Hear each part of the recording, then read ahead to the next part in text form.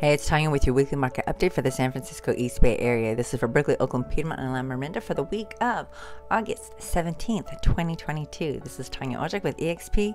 So I wanted to talk about this article in the East Bay Times. When you actually read it, it does say that the San Francisco, Oakland, Berkeley metro area dropped about 2.8%. So I thought I would pull up the data for each of these cities and just kind of put it in context of what I know is kind of going on nationally, and then talk about what's going on with the numbers that I see. And keep in mind, I'm not a statistician. I don't do any statistical analysis on this. I just talk about the numbers.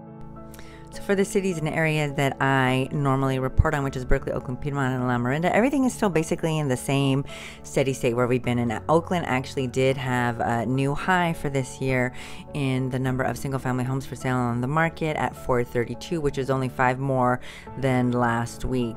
So not too much of a difference, but in general, everything has still kind of been hanging out at that same steady state that we've been in. Median days on market has gone up pretty much consistently across the board.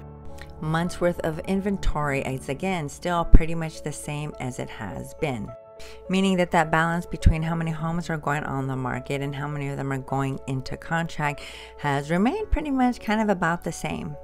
And remember, not all houses follow the same pattern. There are still like some very desirable homes that get scooped up really fast, and which, you know, if you're a buyer right now in this market, this is the time to get your butt out there and do it.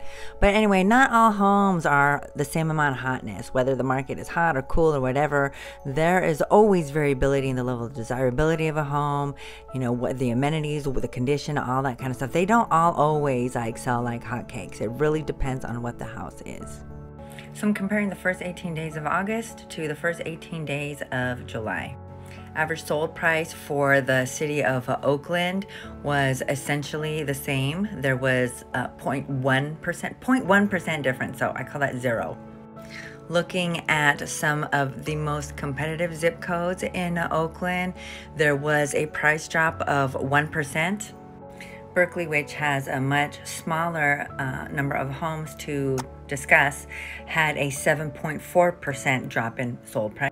The village of Piedmont had an 18.6% drop in sold price, but really that means nothing because it is so tiny. That is not enough data to really judge anything. And Lamorinda had 0.3% increase in average sold price. So basically, to me, that's no change. So that's